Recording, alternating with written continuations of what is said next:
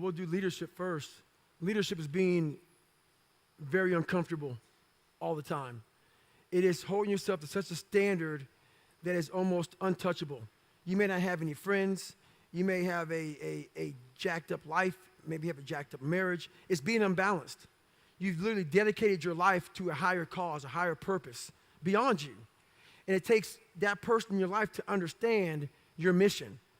And it's totally mission oriented. It's that guy that's like, okay, let's say we're going to work out at 5 o'clock, and I'm in charge. I'm the leader. My guys and my girls, whoever it may be, need to see me running to work at 3:30. I need to take every excuse that they may have away from them. They need to see me outworking them every day, not trying to put them down, but saying, God, man, if he's doing this, man, so when I tell you to do something, you can't say no. You realize, fuck, he's getting after it every day. I cannot say no to him. He's leading by example. So that's what it's all about. It's about, and people say lead by example. It's so easy to say that, man. It's so easy to say that, but to do that every day, to wake up every day miserable and say, God, I don't want to do this anymore, that's when you know you're a leader. When you're at that point and you're saying to yourself, every night is Groundhog's Day. Every single day, you know, I'm going back in the lab again, man.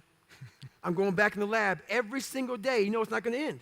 That's when you know you're being a leader, when your life truly is it sucks.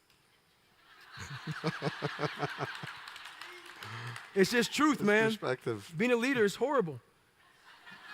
It is. I did it for a lot of years, man. You have to set that bar even higher, because you have to have something for people to look for, people to reach. Right. Is you have to believe that you are here on this earth. So what changed my whole mindset, really? I was thinking, like, why the hell did God put me here? What am I doing here? If you have that mentality, you could be nothing. You have to believe that you are here for a reason.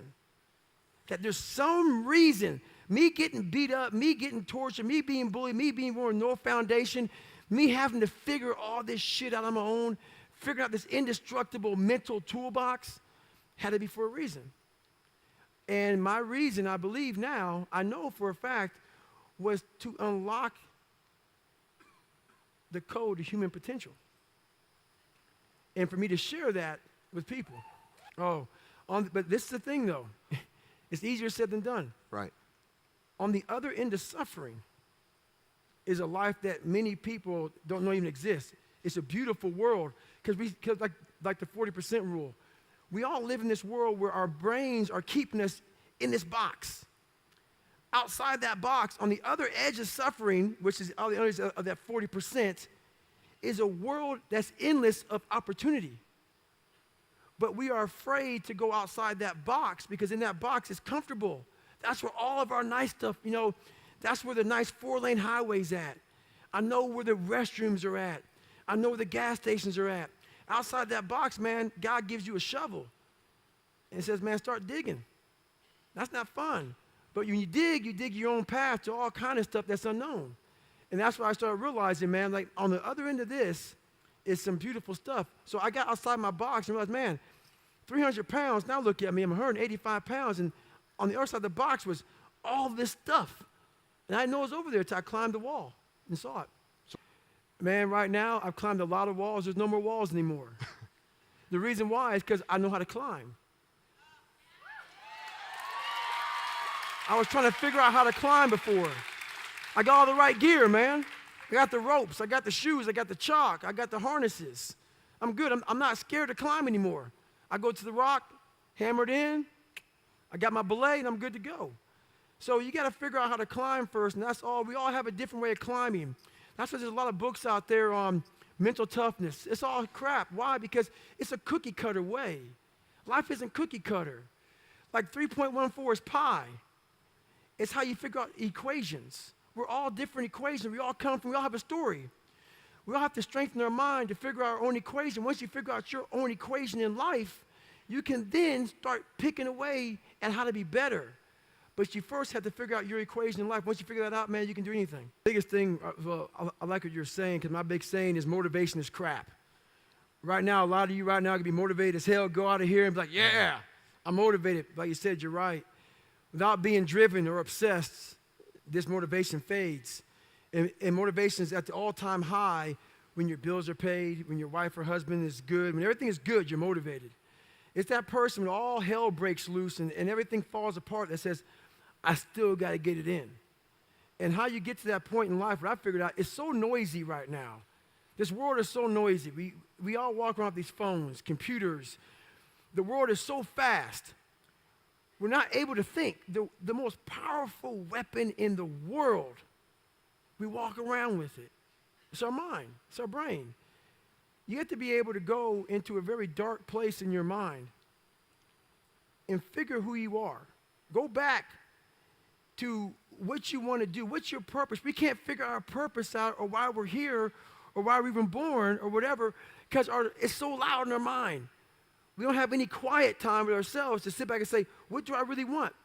There's so many different dialogues in our head that we can't think. So my biggest thing is you have to be alone in a very dark place in your mind to think about what is important to you. I learned I was leaving a lot on the table, and that's what scares me the most. I'm good now, but what haunts me is that at 24 years old, I was 300 pounds, and if I didn't make a right turn, if I decided to just give in to the feelings I had, I would have died a 300 or 400 pound man working some minimum wage job in my casket, never knowing that I was this guy. And what fear, so I believe in God. And what scares me the most is I believe that God, in my own mind, I'm a big visualization person. So what keeps me going is like visualizing. It's not true, but it helps me. I believe that God had this big chart in heaven. And when you get there, if you earn your right to get there, you get there in heaven, and you get there, let's say I walked up at 300 pounds. And God says, hey, man, great job, you made it to heaven. And he rips this page down from Brian Underwood. And now it says David Goggins' chart. He rips it down, throws that paper to the side. And he says, look at this. And I'm reading it. I go, what is this? He goes, how much do you weigh? 300 pounds. What did you do? I was a pest control guy for 40 years. He says, this is what you were supposed to be. You know what I'm saying? A 185-pound person. Be able to run 205 miles. Break the pull-up record. Motivate people. Energize people. Make them driven. Make them passionate.